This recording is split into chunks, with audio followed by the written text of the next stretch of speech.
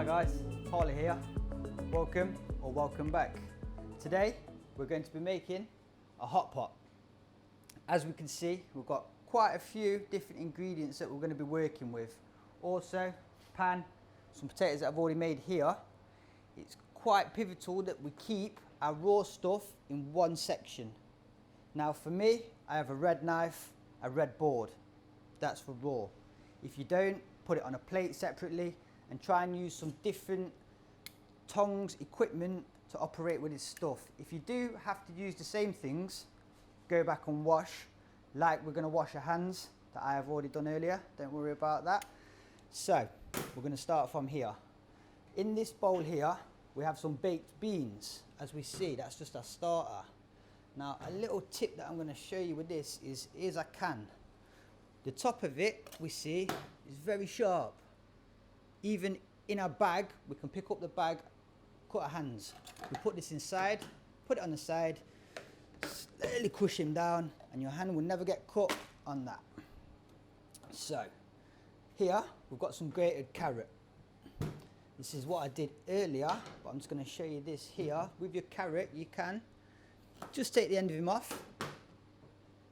You can leave the skin on, because the skin is the best bit. If you'd like to wash your carrot before, that's fine. Always wash all your stuff before. We can leave the skin on. So we'll just give that a quick grate through, as we do, and we'll get our carrot. That's probably took me about 2 carrots, maybe 2 or 3 carrots there. This can then be added into your mixture for your beans, right? In he goes. Don't worry, you can scrape them all out. There we go. In this also, we've got some salt. 1, 2, 3 bits of salt. Same with your pepper. Add it as you like it. The best thing we can do with this is to keep testing it and tasting it as we go. Now for me, I'm just going to give it a little tester, a little try when I've got the rest of the ingredients in. You've got your lean perrins here, that will go in. 1, 2, 3, 4, 5. You can give it 5. You can give it 3. You can give it 10. If you love the stuff, put all the bottle in. It's up to you. Now, another little tip with your OXO cube. You may have seen this before, may not. If we open the cube, it's going to be difficult. So we could just give it a nice little squeeze. Just keep squeezing it. If we just keep squeezing it, it's going to stay in its bag. It's going to stay in its packet. And then when you empty it out, there's your granules. Okay, so we don't have to put the full cube in. We can just do nice little squeezes in there, and you'll feel that going down. Right, let's move this out of the way. We'll move some of our stuff out of the way here. Our onion is just here. The same is how we would cut every other onion, is to be very careful and do it in your own time. We'll take off both of the heads at the top. We'll start here, slowly go down in one motion. Your motion is straight through. Your knife should always be doing the work. If you seem to be pushing it down and pushing it too far in, stop, start again, reanalyze your knives, maybe get another one. Like we did with the other onions, if your knife isn't the greatest, we can carefully make a little indent there. If we see just a little indent in there, then that will give us that there, just to go straight through. Straight through he goes. Lovely jubbly. Flip him on his head so it's a nice flat surface, because if we chop him like this, it's going to be rolling everywhere. If we use our surfaces to our advantage, there we go. Fingers on top, as we do before. Fingers on top, always be careful. Knife will go through slowly. Then we can just do nice one chop there. There we go, one chop. Same again, we're going to take off the onion skins. Now if you can, take it from the top. Excellent. If you can't and you have to, maybe just peel a little one off. That's fine. No worries about that. We'll just take it straight off like this. So just keep peeling and peeling and peeling. I've got to keep saying, guys, this is all at your own time. It could take you 45 minutes. It could take you 5 minutes. You could really get the hang of it and start to love cooking, which is what we want and what we kind of need. But if you're just getting into it, take your time with it. It's fine. Same again, we can cut 2 angles. We can cut this side, we can cut this side. Whichever side you like to do. I'm going to do this side for this one. As we're going, we're going to go in your circular motion. circular motion. So there we are. With our hands, with our fingers, very, very important. We'll keep it as maybe, however you want to call it, a crab hand or whatever the hand it is. As long as it's safe, you're fine. Put it on top. You can put your fingers on there, so then when that knife comes down on this edge, you'll be going straight there. So your fingers, you see, your fingers will never be chopped. So if we need to keep it on top, we'll keep it on top there. So then we'll just go in that same motion. The size of these onions are fine. We can just keep cutting any side that you want, and we see if it comes to one side that maybe is not perfectly for cutting, we can just turn him around. Make sure your onion is stable. That's the main thing. If we put him on here, as we see, it's going to be very difficult for me to chop that because it's everywhere. If we put him on an angle here that is very stable, easy for me to chop. And like I just said, it doesn't have to be the same all the time. You can use these different ones as long as it's safe for you. I'm going to bring them all together and we're going to roughly just chop through. So, roughly chop through. Here we go. Roughly chop through. Doesn't matter how they are. Just make sure you keep your hands, as we can see, my hand is here and I'm chopping here. So it's a rough chop, a very rough chop. If we need to, start again, bring them together, we'll rough chop, There we go. This will be enough onion for the portion that I am making. So this has took me half an onion. If you really like your onion, use the other half, add another one, that's fine. So with this here, in we go, a little bit of onions in there. Then I'm going to use, that's actually here, just to give it a little mix around, just a little mix. Let me show you guys in here where we're mixing it.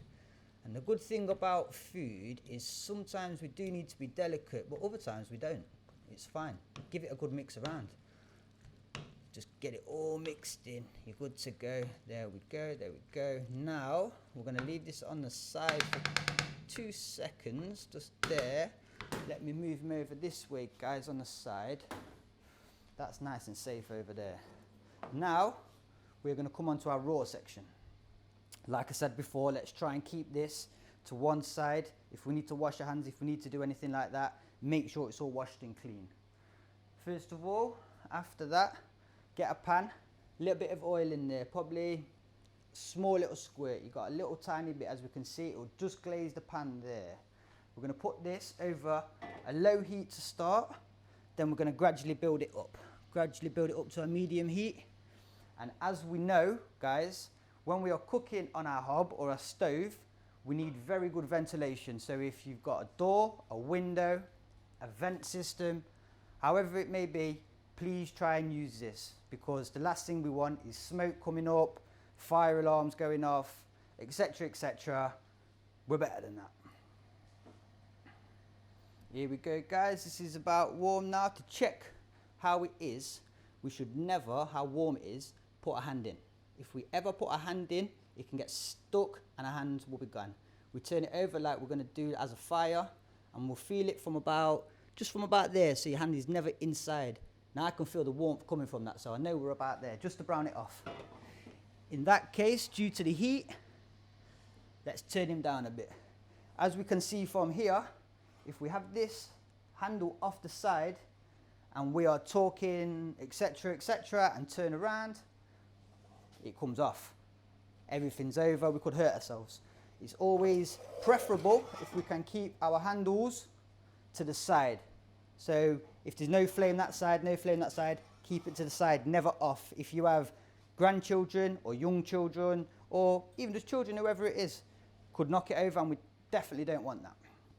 Right, guys, what we're going to do now is, let's just give this a little chop through here, roughly chop it through, so it'll cook evenly when we're in there, and then we're going to take the board, or the plate, or whatever you're using, over to the stove, right? Now, let's keep that on the side, and we shall wash that area in 2 seconds. If we have, as we see now, guys, we see, coming up very boiling. So that's the part where we go to our ventilation system. Because if all the things start going off, it's going to be not good, not good. this is a good sign for us to then put the heat really down low. If your oil is coming off like this, we can just leave it for 2 seconds, because that will do the job without the flame itself. So you can either move him back or move him forward or wherever. What I'm gonna do, guys, is come just here because my oil is hot enough. So then we can just add him in as he goes. There we are, we can break him up as he goes off here. And this will be cooking as we go. We just need to brown to sear this meat off. So we are not cooking it fully all the way through. We're just going to get a little bit of colour on the outsides of it, and then that will be going into our hot pot there. So there we go. I have used a full one of these of your mince. What you can use as much as you want. If you're just cooking for yourself, for one person, I think personally for me that would be enough. That's fine. You can save that, have it another time. Make sure you wrap it up and clean it. There we go. Back on the stove. Now we're putting back onto a medium heat because he will be working, as I've just showed you there, as we see him to brown off. You can hear the sizzle. That's what we're working on. We're working on the sizzle. We can hear it now. Secondly, work on the colour. We can see the colour changing. Thirdly, work on the smell. We can work on the smell of, we know what it smells like when this product here, this beef is cooked, this minced beef is cooked. So, as we can see, this has been going for 1 or 2 seconds, and we've got this colour. We have this colour here. That is your browning off of your meat, your searing of your meat. So, we know the underside's done. We can just keep flipping him, turning him over, get him working, because we are not fully cooking this. We're just going to brown it off, we're just going to sear it, we're going to put it through, I'm going to make sure it's there, because then all the juices from this meat can go into the hot pot, which is going to make the hot pot. There we go. You can keep turning one more. The higher the heat, obviously, the quicker it's going to go. So if you're confident with turning up your heat to a high heat and working a little bit faster, that's fine. But remember what we always say, it's in your own time. So please take your time with this. Take your time with this, guys. I'd rather it been done properly than it been done really fast and it's not very nice. So we're about 1 minute away now from browning off all of our meat here. As we can see, some of the bits in the middle are just working. They're working away here. We have also got our potatoes on the side.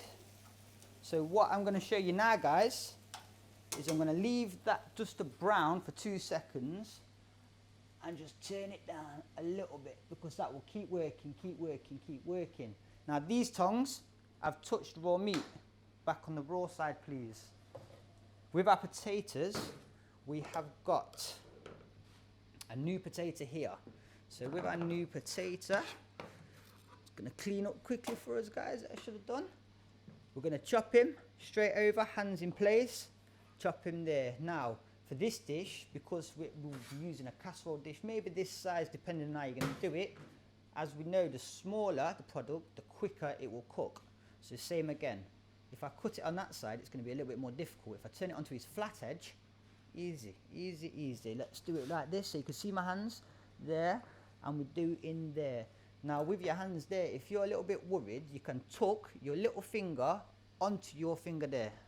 So that can push onto there, so you know you're never going to get touched there with the knife, okay? Right. This is nearly about done there, so we can move this across. So what I'm going to do now, guys, is get the OXO cube going that we did earlier, and these can go here. So our potatoes, if I see in here, I'm going to put them there. There we go, got quite a few of these little beautiful potatoes, new potatoes there. Now for me personally, we always should have to season what we have got. We should always season what we have got. This is ready, as we can see. It's not been in there for very, very long, but it's browned off. So that's fine. What I'm going to do with him, move him over onto that side there. We're going to turn a pan to the side so we never hit it. We can turn this right down. I'm going to be using that soon later for something else, so I won't turn it off at the minute. And then we're going to add this into the mixture. So in it goes, as so. Let me add this in here, guys. There we go, there we go.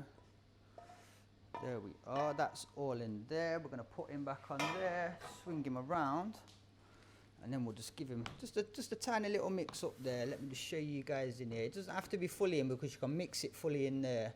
As long as it's all working within itself, it will all come together. So that's all of our ingredients in there. We've got baked beans, carrots, half an onion cut roughly. You've got your browned off mince, all your seasonings. Then we're going to add some lean herrings also on top of that. Then in we go. Oh, made a little bit of a mess there. Tidy that up in a minute, right? Here we go. That can go on there. And then we're going to use the water to put that stock cube in. There we go. Where is that water to put the stock cube in? There we go. We're going to add this on there. Just going to add that little bit on the top. There we go, guys. There we go, guys. Perfect. And then the water that I got earlier will be right here. So let me grab this. There it is. Kettle, probably put in about that much water, if that. So now we have our stock cube. Guys, let me show you another way. I need to tidy up. I need to tidy up. What a mess I'm making, right? Right, nice and tidy, guys, nice and tidy. So, we start again with the stock cube. Like we crushed it down so it's nice and crushed, you can see the granules. We'll just get a smaller knife, a paring knife if we can. We'll just take off the corner, don't worry about where it goes. Here we go, we can put this straight into here. There we go. In it goes, in it goes. That's just straight in, guys, straight in. But as we can see, that there would be more of a, you see, rather than just the block itself, because the block itself then will have to dissolve and go however. So here we go. So just a tiny bit of this. Could maybe do with another one, right? There we go, there we go. I need a fork on this side. Thank you very much. My fork was on the side. Thank you. Maybe could do with one more of these. I'm just going to give this a little mix around, guys. A little stir around so our granules can work in there. But it doesn't, this bit here doesn't have to necessarily be bang on perfect. If we get it to a good consistency like this, then if you, there we are, you guys can see a good consistency, right? Then we can just pour it in. Realistically, we can keep adding and adding and adding a bit more because your OXO cube is going to be very strong, okay? Now, a little tip that we can use, because we've always washed our hands, everything's clean around here, we're clean, everything's clean, we can use our little finger to taste test. So that can be for your mix, for this, for anything that you need, okay? Little finger.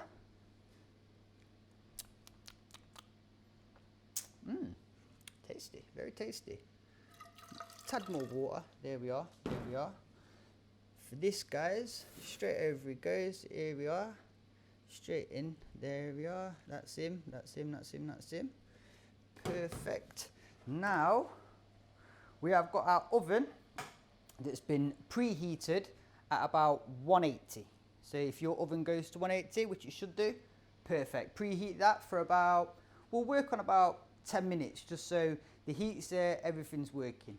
We can get a dish with all the ingredients in it, straight in the oven. Now, the thing with ovens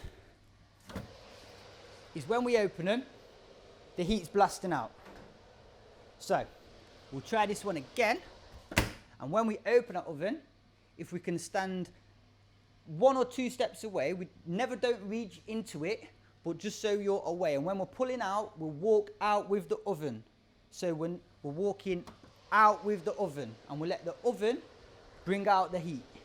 Because there's been many a times, even myself when I've been a young man, one day, I've gone down to pick something out, if you can still see me there, picked it out, face red hot. So there we go.